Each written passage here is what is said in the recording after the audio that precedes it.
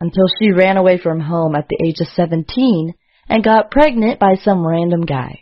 After she gave birth to her son, Freddie, she left him at our house and disappeared again.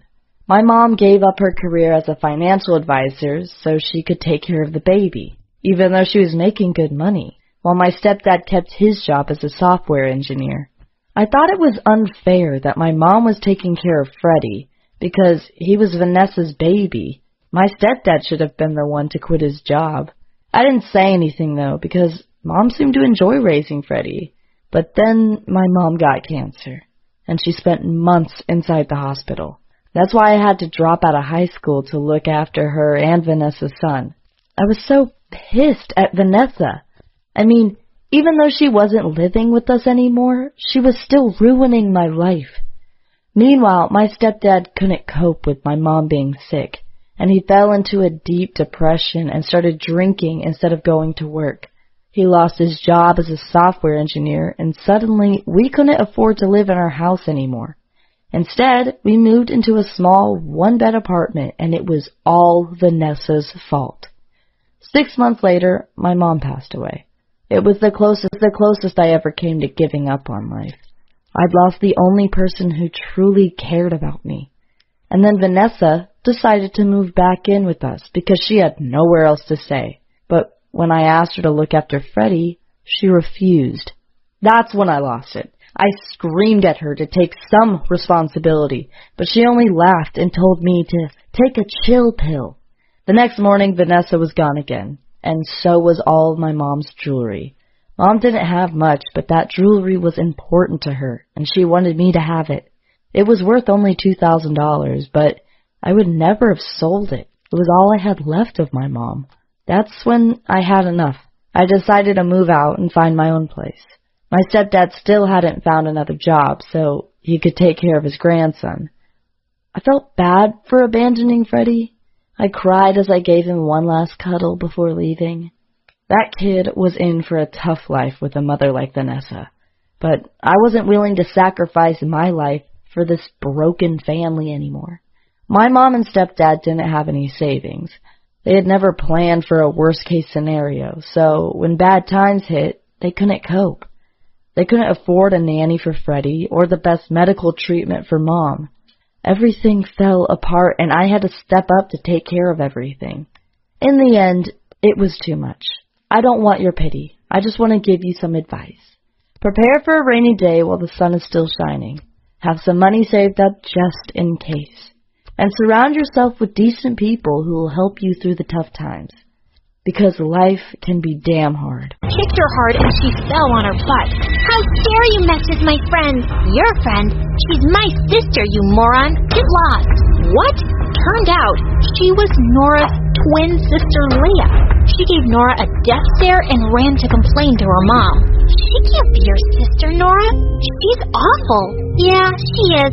That's why I didn't introduce her to you before. We just never get along. But thanks for standing up for me. Days passed, and we all started going to the same school. Whenever Leah or anybody bullied me or Nora, we always stood up for each other. Life was good until one day in the 6th grade, Nora told me the saddest news. Their family was moving to New York City. I don't want to go, but my dad's got some big job there, and he can't miss it. I'm so sorry. She hugged me, and we both burst into tears, while Leah mocked and laughed at us. And that's the last day we all met. I missed Nora so much that I didn't even attend school for days. But then Mom and Dad encouraged me. Slowly, I started focusing more on my studies and became a school topper. But when I was in high school, my parents came up with a strange plan. They wanted me to move in with my aunt in New York for a better education. I wasn't so happy to leave them, but I agreed. When I reached New York, Aunt was so pleased to have me. She took me shopping around the city and got me all ready for my new school. Stepping into the big school, I felt like I was in a movie. I walked straight up to my class in the 9th grade, but almost all the seats were taken. I was gazing around when suddenly a girl waved at me. Me? Me?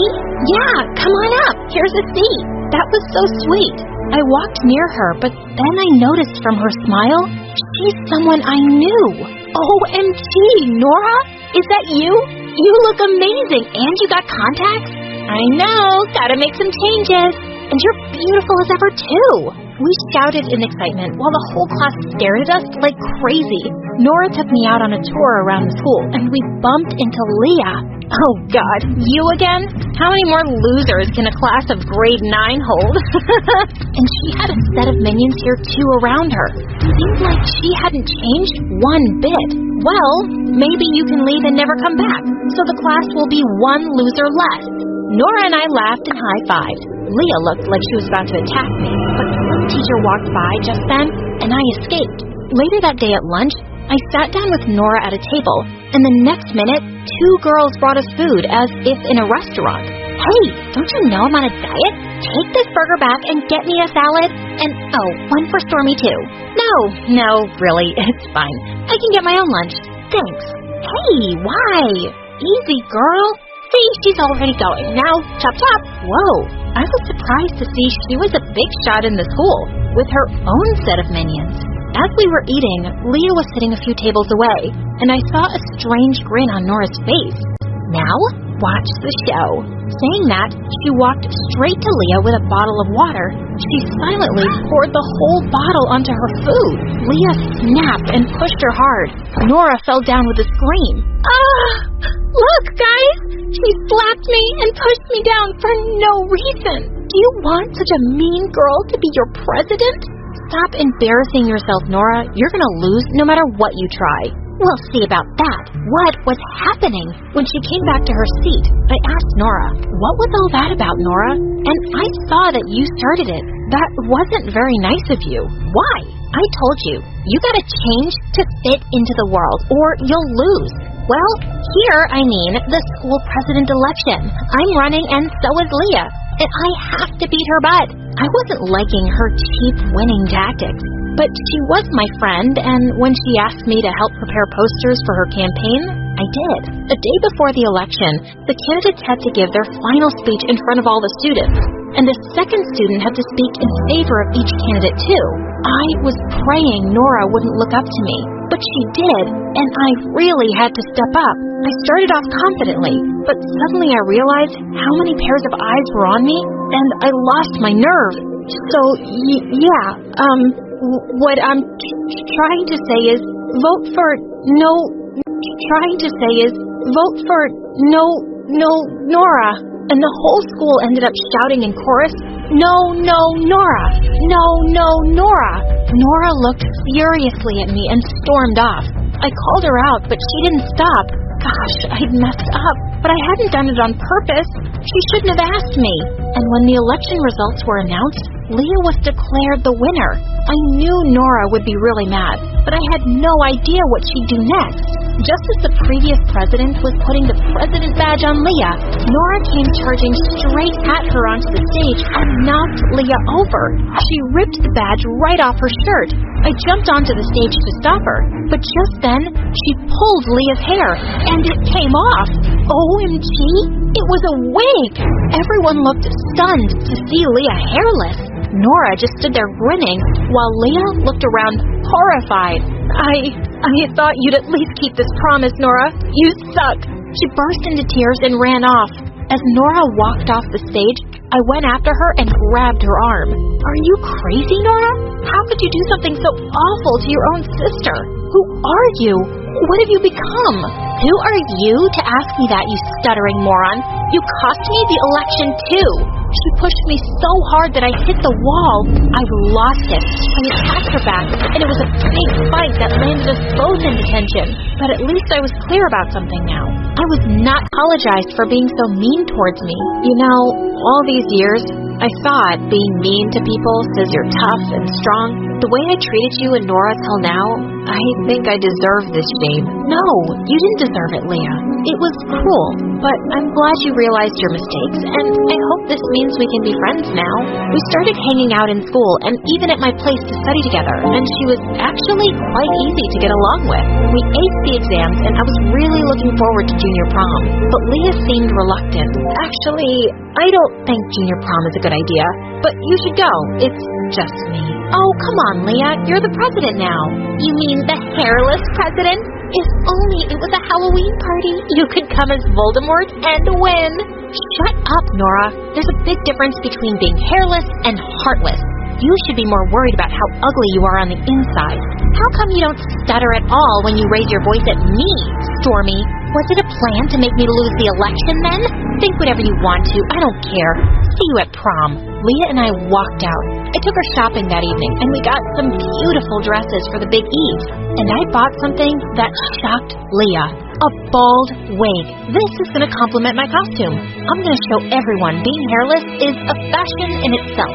How about you? She cried and hugged me tight. I held Leah's hand tight and took her to prom, beautifully hairless. Some gossiped, many were speechless, and I saw my friends smiling with confidence. That made me happy. Nora mocked us and laughed, but no one backed her up. Hey, knock it off, Nora. Leah looks lovely, and it's brave of her to come like this. Yeah, and we all like Stormy too. She's really nice. Nora lost her mind and picked up some juice glasses to fling at us, but just then the principal happened to walk by, and the juice went straight in her face. She immediately kicked Nora out of the event. That felt like a victory. Just like that, we were at the end of high school. We got some great news. Leah and I got placed in the same university on scholarship. The last day at school, I walked into the restroom to find Nora sitting in a corner bawling like a baby. Hey, Nora, you okay? What happened? You of all people. Why are you here? Just leave me alone. Sure, I will. Right after you tell me what's wrong with you. What do you want to know, huh? That I'm a real loser? Fine. I'm dumb and stupid, and I failed all my exams, and I won't graduate from high school this year. And I've lost all my popularity, and everybody hates me. Happy to hear that, Stormy? Why would that make me happy, Nora? We used to be best friends, and I miss that person. But maybe this is a chance for you to set things right before you leave this place. Be nicer to your new classmates, and they won't hate you.